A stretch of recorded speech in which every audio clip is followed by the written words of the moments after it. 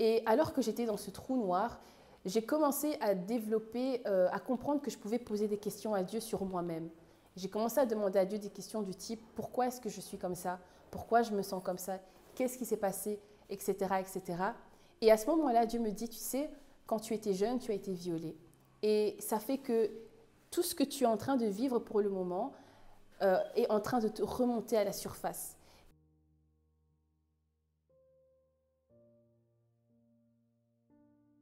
Et alors, mon témoignage. Donc, je suis une fille qui est née dans une famille chrétienne. Et donc, depuis que je suis petite, je vais à l'église avec mes parents. Je participe aussi à des camps chrétiens, mais je n'ai pas donné ma vie à Jésus. Donc, je vais par religiosité, parce que j'étais obligée aussi.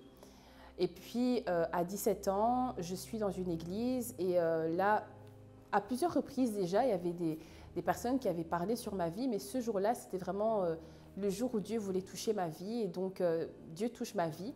Je lui donne ma vie et à ce moment-là, moi je suis quelqu'un de très passionné, donc j'étais très zélée pour lui et je suis directement commencé à sortir dans la rue, à parler de Jésus autour de moi, donc j'étais quelqu'un de très zélé. Et puis très rapidement dans ma conversion, donc je pense 6 mois plus tard, je suis rentrée dans une relation amoureuse avec un homme et je pensais faire ma vie donc avec ce garçon. Et donc, ça se passait plutôt bien, voilà. Et en même temps, en parallèle, donc à ce moment-là, j'avais 17 ans. Et donc, à 18 ans, je rentre à l'université. Et alors que je rentre à l'université, là, je commence à ouvrir les yeux sur ce qui se passe autour de moi. Et je vois qu'il y a des âmes, il y a des étudiants. Et je me dis, OK, en fait, je crois qu'il y a quelque chose à faire dans l'université. Et c'est là qu'on commence ce qu'on a appelé le cercle chrétien de Mons. C'était un cercle étudiant. Et donc, je servais Dieu, mais comment dire? Je servais Dieu, mais je n'étais pas dans la sanctification, j'étais dans une relation amoureuse. Je vivais ma vie comme je voulais. Je n'avais pas vraiment une relation avec le Saint-Esprit, mais je servais Dieu. Donc, c'est une réalité. En fait, j'avais des dons qui étaient très prononcés, notamment dans le leadership, dans le management. Et donc, j'étais en train de servir Dieu, mais je n'avais pas vraiment de relation avec lui. Je faisais les choses un peu comme ça et je marchais beaucoup avec mes dons. Et je vivais ma vie comme je voulais. Et alors que j'étais aussi dans cette relation, après 7 ans de relation, on se sépare. Et là, c'était vraiment la catastrophe pour moi parce qu'il faut savoir que déjà avant de me convertir à Christ, j'avais eu des relations qui étaient longues et je me suis rendu compte en fait au moment de ma séparation avec cet homme-là après 7 ans que ça faisait depuis mes 14 ans que j'étais dans des relations amoureuses. Et donc, je n'avais jamais été seule. Et donc, quand on se sépare à ce moment-là, ben, je me retrouve seule en fait. Et je me retrouve face à moi-même et je me rends compte que je ne me connais pas. Je me rends compte que je ne sais absolument pas ce qui se passe à l'intérieur de moi. Et j'ai oublié de préciser que juste avant que je me sépare de ce garçon, en fait, j'avais passé plusieurs jours dans ma chambre en train de prier, de crier et de pleurer sans savoir ce qui était en train de m'arriver. Donc j'étais en train de, après coup, j'ai compris que j'étais en train de vivre une délivrance. Mais il faut savoir qu'il n'y avait personne à ce moment-là, j'étais avec Dieu et j'étais en train de crier dans ma chambre et j'avais vraiment comme j'avais l'impression qu'il y avait beaucoup de douleur qui était en train de sortir de moi. Et puis juste après ça, il y a la séparation et là, je suis face à moi-même. Et je commence à me poser énormément de questions et je me rappelle que j'en voulais énormément à Dieu à un tel point que j'avais décidé de quitter la foi. Je ne voulais plus de Dieu, je ne voulais plus entendre parler de l'Église, je ne voulais plus entendre parler du cercle chrétien. Donc j'avais tout laissé, j'avais tout abandonné et j'ai commencé à vivre ma vie comme je le voulais. Et ça avait duré, je pense, plus ou moins 1 mois. Et alors que je suis dans cette phase-là où je veux plus de Dieu, alors que je suis dans cette phase-là où je me dis, ben, tu sais quoi, je vais... même si avant je ne sortais pas beaucoup, j'essayais de trouver des moyens de sortir ou des moyens de rencontrer d'autres garçons parce que j'avais peur de me retrouver seule en fait. J'avais très très peur.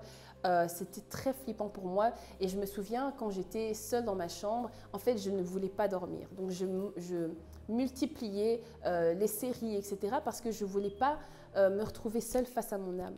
Et à un moment donné, je me suis arrêtée et il y a un ami qui me dit t'as pas envie de te demander pourquoi est-ce que tu es dans cet état, pourquoi est-ce que tu te retrouves dépressive. Parce qu'en fait, il faut savoir que j'ai même arrêté mes études. À ce moment-là, j'étais en 3e année de médecine et je n'allais plus en cours, je n'allais plus dans mes cours obligatoires. Donc en fait, j'avais laissé tomber mon année. J'avais laissé tomber mes études. Et donc, j'étais vraiment dans un trou noir, dépressive. Je restais enfermée dans ma chambre. Je ne voulais plus rien savoir. Ça ne me disait plus rien. J'avais des pensées suicidaires.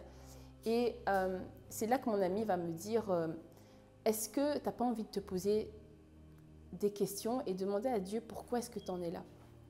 Et je ne voulais pas. Je ne voulais absolument pas parce que je me disais, ça ne sert à rien en fait. J'ai donné ma vie à Jésus et je suis dans cet état. En fait, je n'arrivais pas à concilier le fait que je suis malheureuse et chrétienne. Je ne comprenais pas.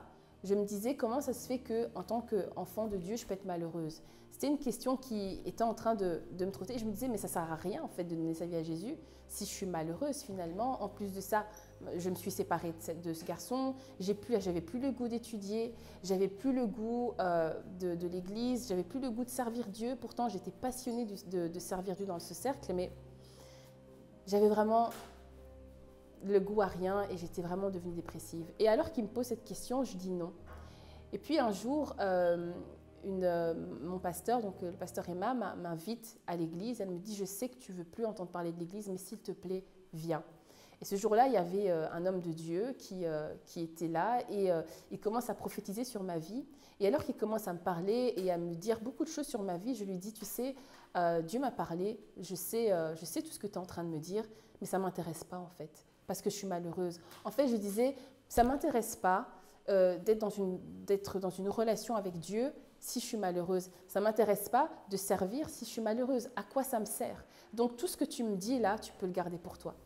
Et alors qu'il voit que j'étais vraiment fermée, il me dit, ok, mais il y a une chose que j'aimerais encore te dire, tu n'es pas en paix actuellement. Tu cherches la paix. Et cette paix-là, crois-moi, tu ne vas pas la trouver ailleurs si ce n'est en Dieu. Et cette phrase, elle m'a quand même marquée. Je me suis dit, d'un côté, c'est vrai que je ne suis pas en paix. D'un autre côté, j'avais déjà donné ma vie à Jésus, mais en vérité, je me rends compte que je n'ai jamais été en paix. Mais cette phrase m'a quand même poussée à poser des questions à Dieu. Et alors que j'étais dans ce trou noir, j'ai commencé à développer, à comprendre que je pouvais poser des questions à Dieu sur moi-même. J'ai commencé à demander à Dieu des questions du type, pourquoi est-ce que je suis comme ça? Pourquoi je me sens comme ça? Qu'est-ce qui s'est passé? Etc., etc. Et à ce moment-là, Dieu me dit, tu sais, quand tu étais jeune, tu as été violée. Et ça fait que tout ce que tu es en train de vivre pour le moment est en train de te remonter à la surface. Et maintenant, je veux te guérir. Et si tu veux, je te prends par la main et je vais faire ce travail avec toi. Et quand Dieu m'a dit ça, en fait, j'ai trouvé ça tellement bienveillant. Je pense que c'était les premières fois où j'entendais Dieu me parler. Et il faut savoir que à ce moment-là, j'étais à, je pense, 2 ans et demi de conversion. Mais c'était seulement à ces instants-là que je commençais à entendre la voix de Dieu parce que je ne savais pas que je pouvais poser des questions à Dieu sur moi-même. Et alors que je lui demande, mais pourquoi je me sens comme ça, Dieu commence à me répondre. Et il commence à me donner des réponses sur ce qui se passe dans mon âme. Et alors que je suis dans cette phase-là de restauration, je commence à me reconnecter à moi-même. En fait, je me rends compte que depuis que je suis jeune, j'ai toujours été en couple parce que finalement, j'avais un vide que j'avais besoin de remplir avec des relations amoureuses. Et je me suis rendu compte que je n'avais jamais pu apprendre à mettre des mots sur comment je me sens, ce qui se passe à l'intérieur de moi. Et c'est ce que Dieu a commencé à m'apprendre à faire. Et il a commencé à me faire comprendre que ressentir des choses, c'est pas mauvais. Se sentir malheureuse, c'est une chose qui peut arriver. Mais Dieu est en train de m'apprendre que, en fait, moi maintenant, lorsque tu as des ressentis et lorsque tu vis certaines choses, je peux faire quelque chose pour toi en te donnant ma parole. Et alors, j'ai commencé à apprendre à échanger ce que je ressentais avec la parole de Dieu. Et Dieu a commencé à me ramener dans cette intimité avec lui. Et c'est là que j'ai commencé à être vraie avec moi-même. C'est là que j'ai commencé à vraiment rencontrer Dieu. Et c'est là que j'ai compris qu'en fait, pour avoir une intimité avec Dieu, j'avais besoin d'être authentique avec lui. Et alors que je suis rentrée dans cette authenticité avec Dieu, eh bien, ça m'a permis de comprendre qui je suis et de comprendre finalement là où je vais et ce que Dieu veut faire avec moi. Et à ce moment-là, j'ai commencé à vraiment me rapprocher beaucoup du Saint-Esprit. Il est devenu mon meilleur ami. Et je me suis vraiment rendu compte que je pouvais être chrétienne, mais sans relation avec Dieu. Je pouvais servir Dieu, mais sans relation avec Dieu. Je me souviens, le cercle chrétien, il y avait énormément d'étudiants qui venaient. Il y avait des gens qui donnaient leur vie à Jésus, mais moi-même, je n'avais pas de relation avec Dieu. Et je me suis vraiment rendu compte qu'il était possible de vivre, c'était une réalité finalement, que Dieu puisse me dire à la fin, je ne t'ai jamais connu. Et alors que j'étais dans cette phase de restauration, dans cette phase où j'étais en train de grandir dans ma romance avec le Saint-Esprit, eh bien c'est là que j'ai commencé à remettre ma vie en ordre.